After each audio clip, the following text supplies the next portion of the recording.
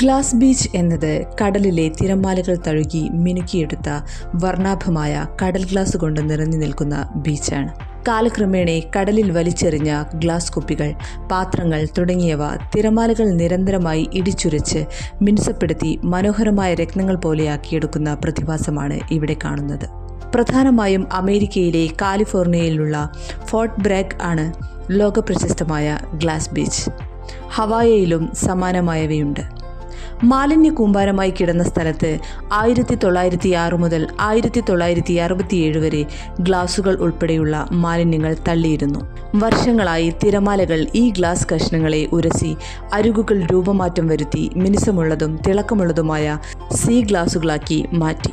തവിട്ട്, പച്ച, ചുവപ്പ്, നീല എന്നീ നിറങ്ങളിലുള്ള ഗ്ലാസുകൾ വരെ ഇവിടെ കാണാം. ഈ ഗ്ലാസ് കഷ്ണങ്ങൾ ശേഖരിക്കുന്നത് നിയമവിരുദ്ധമാണ്. അവ ബീച്ചിന്റെ സൗന്ദര്യവും ഭാഗവുമാണ്. കുറഞ്ഞ തിരമാലയുള്ള സമയത്ത് കൂടുതൽ സീ ഗ്ലാസ് കാണാൻ സാധ്യതയുണ്ട്.